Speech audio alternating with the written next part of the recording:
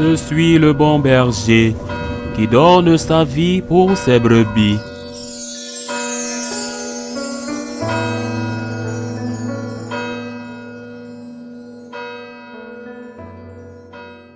En ce temps-là, les 72 disciples que Jésus avait envoyés revinrent tous joyeux en disant, « Seigneur, même les démons nous sont soumis en ton nom. » Jésus leur dit, « Je regardais Satan tomber du ciel comme l'éclair.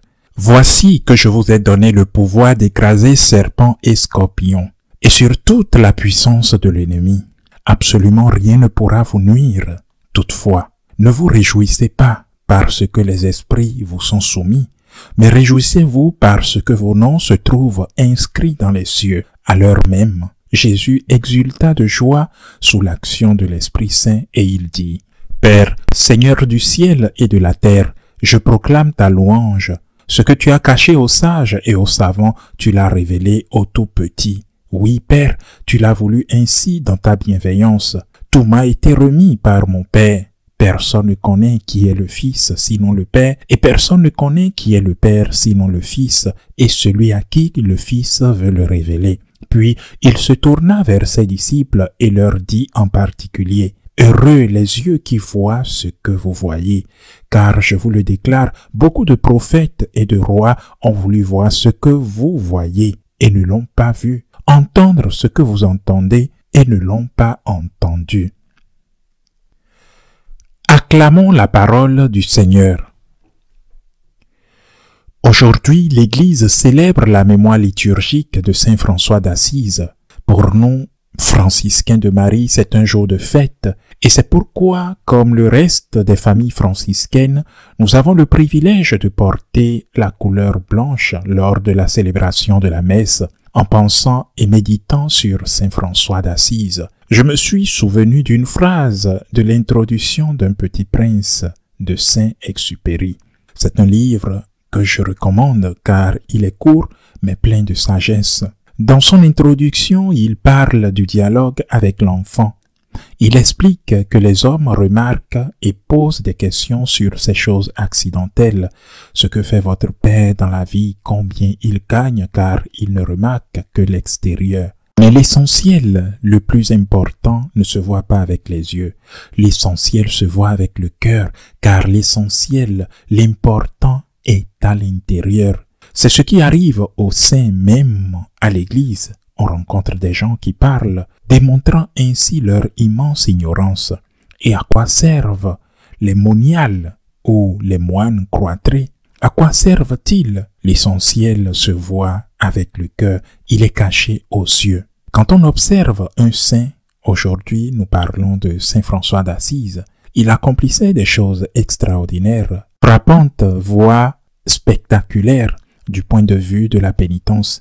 Il mettait des cendres dans sa nourriture. Il était toujours vêtu de élan. Son habit était un patchwork de pièces. C'était un pénite vivant. Et c'est cela qui est frappant. Son détachement de tout est frappant. Même le don merveilleux des blessures par lesquelles le Seigneur a apposé sa signature sur lui est saisissant. Mais qu'y a-t-il à l'intérieur? Car ce qui est à l'extérieur, nous pouvons le voir. Mais qu'y a-t-il vraiment à l'intérieur? Ce qui est à l'intérieur, c'est le plus important.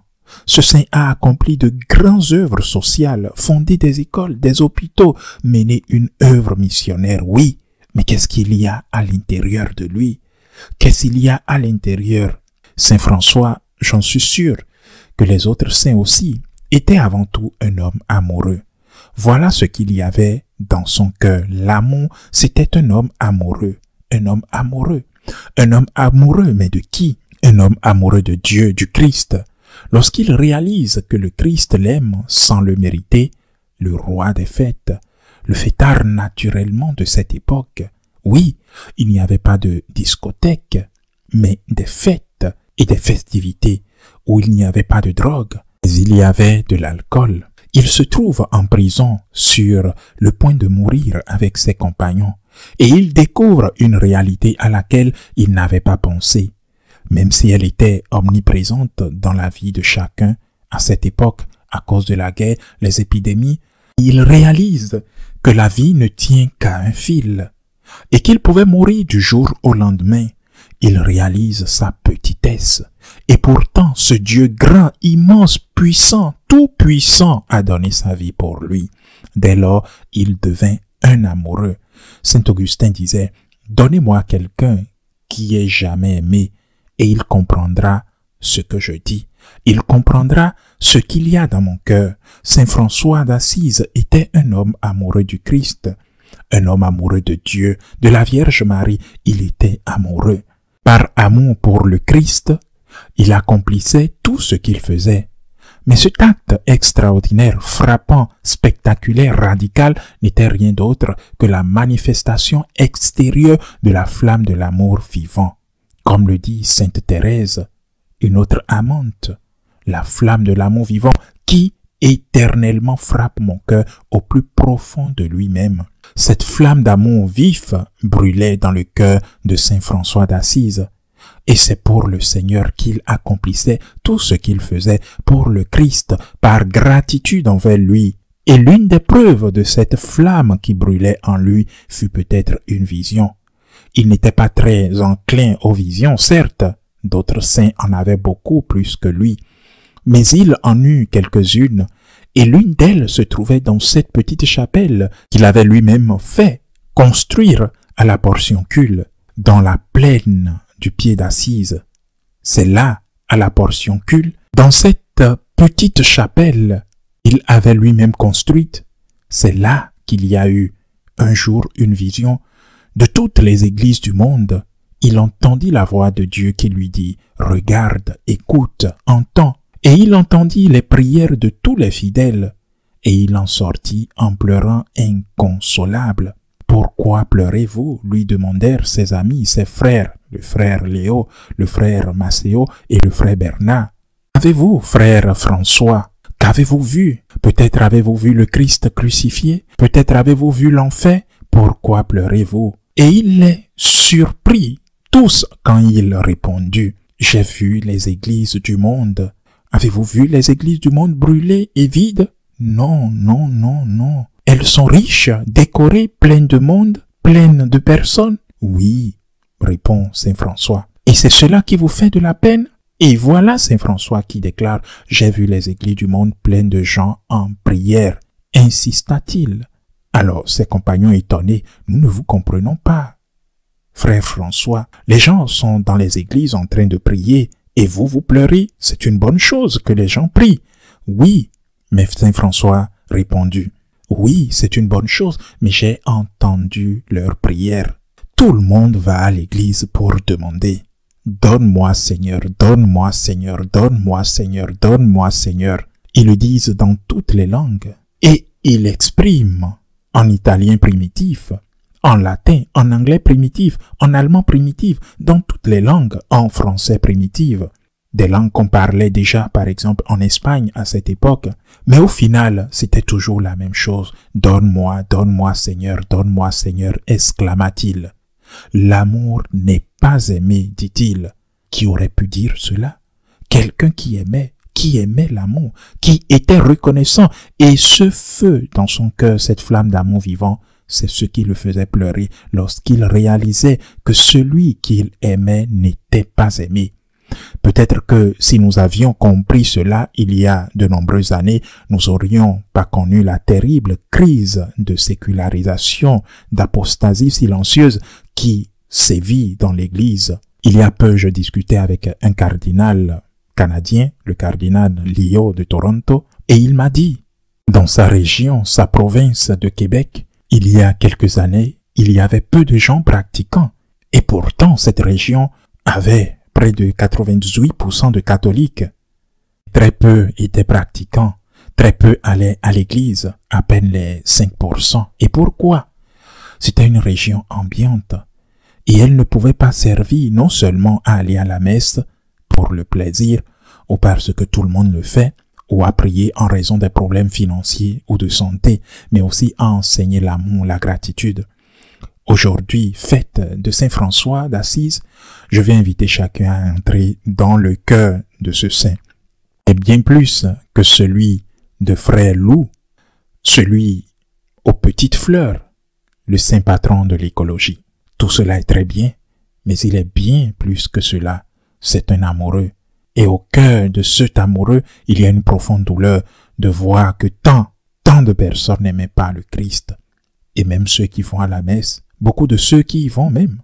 Et la preuve, c'est que sa vision n'était pas celle d'une église incendiée, je ne sais pas, par les Normands par exemple, les Vikings, non, ou les musulmans non plus. Ce sont des choses qui se sont produites à son époque. Mais il n'a pas vu cela. Il a vu des églises pleines de personnes catholiques, priant. Mais il sortit en pleurant parce que l'amour n'était pas aimé. Qui veut aimer l'amour? Qui veut apprendre à aimer l'amour? Bien sûr, il faut demander. Il faut demander. Le Seigneur l'a dit, demandez et on vous donnera. Mais demandez seulement, rapprochez-vous de Dieu exclusivement et principalement pour cela, pour aimer, pour apprendre à aimer, pour apprendre à être reconnaissant. Et ce n'est pas facile, car ce n'est pas instinctif. C'est une des blessures du péché originel. Le péché originel nous façonne. Il fait ressortir l'égoïsme en nous et le manifeste non seulement par l'orgueil, mais aussi par ce moi où je suis le centre du monde. Alors que lorsqu'on se sent aimé, lorsqu'on veut aimer, on place le centre non pas sur moi, non pas sur soi-même, mais sur l'être aimé. Le centre d'un père, d'une mère, n'est pas lui, mais son enfant, par exemple. Du moins jusqu'à présent, et dans la plupart des cas, on ne vit plus pour soi, on vit pour l'autre. On aime vraiment. Qui veut apprendre à aimer Jésus, l'aimer vraiment, ce qui pour la plupart des catholiques pratiquants n'a pas d'importance. Malheureusement, c'est comme ça. Saint François l'a vu à l'époque chrétienne dans des églises bondées, n'est-ce pas? Mais n'y a-t-il personne qui désire aimer l'amour? N'y a-t-il personne qui désire vraiment aimer le Seigneur? N'y a-t-il personne qui dise « Oh Seigneur, je veux apprendre à t'aimer. Je sais que je suis égoïste, mais je veux apprendre à t'aimer. Seigneur, je veux t'aimer. Apprends-moi à aimer. » Saint Augustin, un autre amoureux du Christ, disait « Donne-moi de l'amour ma vie, je crierai, car en me donnant de l'amour, tu pourras t'en réjouir. » Qui veut apprendre à aimer? C'est ce que nous essayons de faire dans nos écoles de gratitude. Apprendre à aimer, aimer Dieu pour l'amour de Dieu et du Christ, apprendre à défendre Jésus, essentiel aujourd'hui. Et pour cela, il faut se former à défendre le Christ de l'extérieur et parfois de l'intérieur. Aimer Jésus pour être aux côtés de ceux qui souffrent comme Saint François d'Assise, lui qui parlait aux lépreux. Prendre soin de cette nature que Dieu nous a confiée comme gardien et non comme propriétaire, mais comme fruit de l'amour pour nous, de l'amour pour celui qui nous a aimés le premier. Qui veut apprendre à aimer? Il n'y aura-t-il pas un dixième? Il n'y aura-t-il pas un dixième de personnes qui dira par exemple « Seigneur, compte sur moi. Je suis pauvre, je suis pécheur, je ne te mérite pas. » Je te dirai comme Saint Pierre « Éloigne-toi de moi, je suis pécheur. » Mais Seigneur, si je peux t'aider, de quelque façon que ce soit, me voici. Apprends-moi à t'aimer comme tu le mérites et à te défendre comme tu le mérites. Une fois de plus, en cette fête de Saint François d'Assise, je vous invite à rejoindre les écoles de gratitude. Ce sont des écoles pour apprendre à aimer avec toutes les conséquences que cela comporte. Puisse un saint comme Saint François d'Assise embrasser nos cœurs. Pour lui, il a répété à maintes reprises, le Christ était tout, mon Dieu est tout pour moi. Il a répété, mon Dieu est tout pour moi, qu'il en soit ainsi pour nous. Et si nous sommes encore loin de pouvoir le dire pleinement, au moins, ayons-en la volonté, car vouloir aimer, c'est déjà aimer. Ainsi soit-il.